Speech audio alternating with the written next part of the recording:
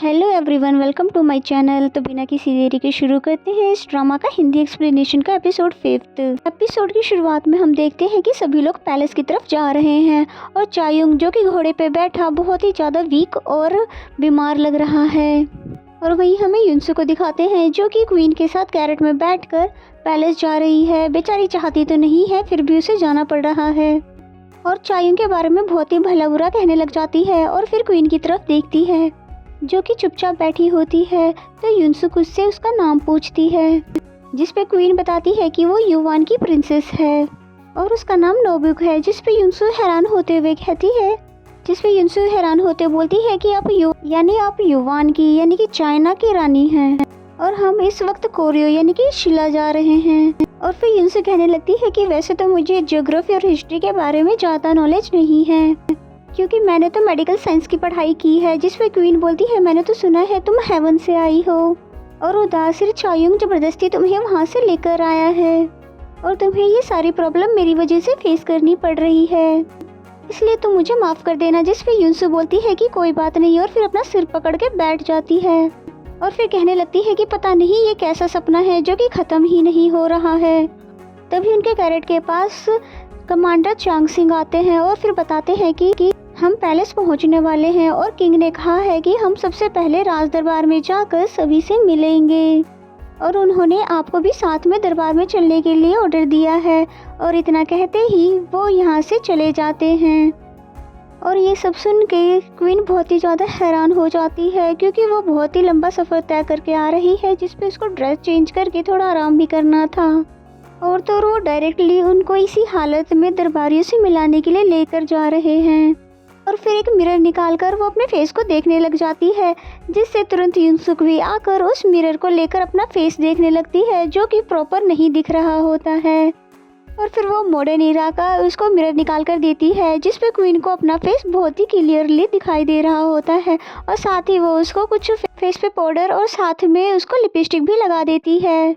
और फिर जैसे ही युनसू की मिरर में देखती है तो उसको बहुत ही अच्छा लगता है और एक प्यारी सी स्माइल उनके चेहरे पे आ जाती है। एंड देन नेक्स्ट सीन में हम देखते हैं कि वासु क्वीन और किंग को मारने के लिए उसी सराय में आई होती है, पर वो जहाँ पर पहले सभी ठहरे हुए थे, पर वो देखती है कि ये सराय तो बिल्कुल खाली है कि तभी वही स्ट्रेंज गुंडा आ जाता है जिसने युनसू को किडनैप किया था। और फिर हमें यहाँ पे पता चलता है कि वो जी चियोल के लिए ही काम करता है और वो गुंडा बताता है वासु को कि मैंने यहाँ पर किंग और क्वीन को मारने की बहुत ही ज़्यादा कोशिश की थी लेकिन मैं कामयाब नहीं हो पाया और वो लोग यहाँ से चले गए।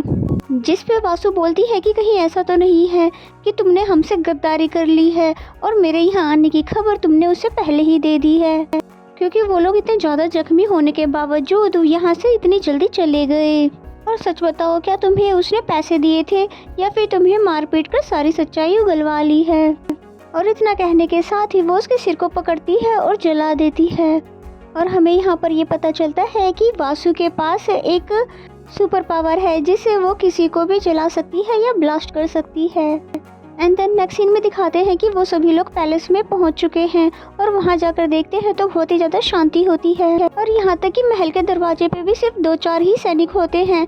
और फिर जैसे ही दरबार में आते हैं तो वहाँ पर कोई भी नहीं होता क्योंकि जो भी किंग के वफादार थे जी चियोल ने उन सभी व्यक्तियों को मरवा दिया था जहरीली गैस छुड़वा कर, और बाकी बचे हुए लोगों को उसने अपने पास दावत के लिए बुलाया हुआ होता है ताकि जब वहाँ पर किंग कॉन्ग बिन आए तो वहाँ पर उनका वेलकम करने वाला कोई भी ना हो। और होता भी ऐसा ही है कि वहाँ पे सारा दरबार खाली होता है कि तभी वहाँ पर कोर्ट लेडी आती है कुछ मेड्स के साथ और किंग को देखकर उनका वेलकम करती है, जिनको देखकर किंग क्वांग बिन तो बहुत ज़्यादा खुश हो जाता है क्योंकि बचपन में वही किंग कॉन्ग बिन की देखभाल किया करती थी। एक्चुअली कोर्ट लेडी चाय उनके फादर की सिस्टर होती है और साथ ही वो पैलेस की सभी मेड्स की हेड भी होती है। और फिर वो किंग और क्वीन को उनके रूम में भिजवाती है एंड देन वो चायुंग के पास आती है और फिर कहने लग जाती है कि तुम कितने ज़्यादा कमज़ोर लग रहे हो और क्या इस तरह से तुम किंग को प्रोटेक्ट करोगे, और सबसे पहले तो तुम्हें खुद अपना ख्याल रखना चाहिए। और इतना कहकर वो यहाँ से चली जाती है, जिस पे युनसू चायुंग को बहुत ही ध्यान से देखती है और फिर कहती है कि ऐसा लग रहा है जैसे तुम्हें तेज बुखार है।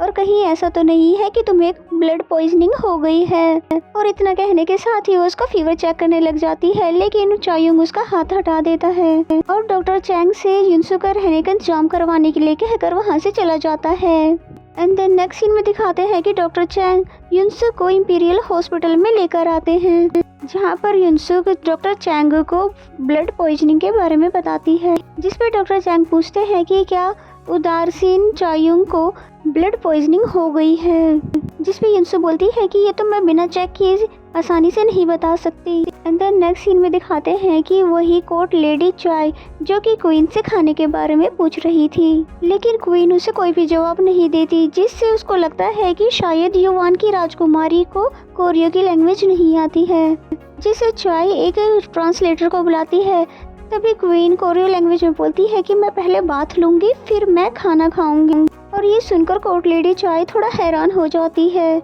एंड देन हमें फ्लैशबैक का सीन दिखाया जाता है कि जब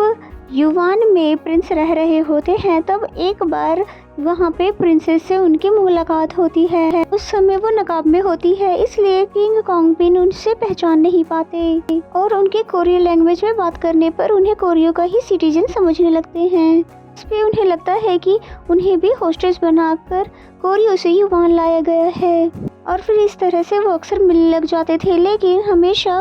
प्रिंसेस नोबुको नकाब में रहती थी। फिर एक दिन वो किंग कॉन्गबिन उसे बताता है कि यहाँ युवान के राजा चाहते हैं कि कोरियो के राजकुमार यहाँ की राजकुमारी से शादी कर ले, ताकि वो फिर कोरियो के सभी लोगों को यहाँ से जाने देंगे और फिर उनको वहाँ का किंग भी बना दिया जाएगा। जिस पे प्रिंसेस बोलती है कि ये तो एक अच्छा प्रपोजल है और इस तरह से तो आप आसानी से किंग की पोजीशन हासिल कर लेंगे। जिस पे किंग कॉन्गबिन कहते हैं कि मैं चाहता हूँ कि तुम मेरी पहली रानी बनो, अगर मुझे किसी युवान की राजकुमारी से शादी करनी भी पड़े तो भी मैं उसको तुम्हारे बराबरी नहीं करने दूंगा। जिससे प्रिंसेस सैड हो जाती है और फिर वो वापस से किंग कॉन्गबिन से दोबारा कभी न मिलने का फैसला कर लेती है। लेकिन युवान के राजा जो कि उसके फादर होते हैं वो फोर्सफुली उसकी शादी करके उसको वहाँ से कोरियो भेज देते हैं, और यहाँ के किंग कॉन्गबिन को तो पता ही नहीं है कि जिसे वो पसंद करते थे वही उनकी राजकुमारी है। फिर हमें युनसु को दिखाते हैं जो कि डॉक्टर चैंग के साथ इंपीरियल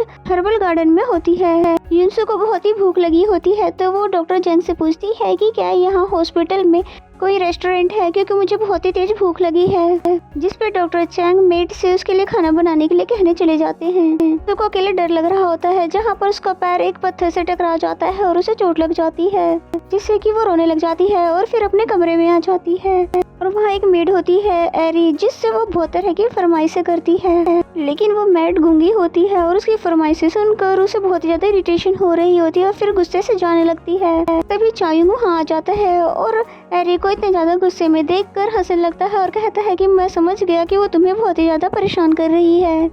लेकिन तुम इस बात को बर्दाश्त कर लेना और उसको हमेशा प्रोटेक्ट करना, क्योंकि मैंने उससे उसे प्रोटेक्ट करने का वादा जो किया है। जिस पे एरी हाँ में सिर हिला देती है और फिर वहाँ से चली जाती है। और फिर चायुंग खिड़की से युनसु को देखता है और फिर मुस्कुराने लग जाता है, और फिर इसी सीन के साथ ये एपिसोड यहीं पे खत्म हो जाता है। और आगे कहानी में क्या क्या होने वाला है ये सभी बातें जानने के लिए चैनल को सब्सक्राइब कर ले और बेल आइकन को जरूर प्रेस कर ले, ताकि आने वाले सभी वीडियो का नोटिफिकेशन आपको मिल जाए। और मेरा एक्सप्लेनेशन अगर अच्छा लगे तो वीडियो को लाइक करें और कमेंट करके जरूर बताएं एपिसोड आपको कैसा लगा। तो मिलते हैं नेक्स्ट एपिसोड में, तब तक के लिए bye bye and take care.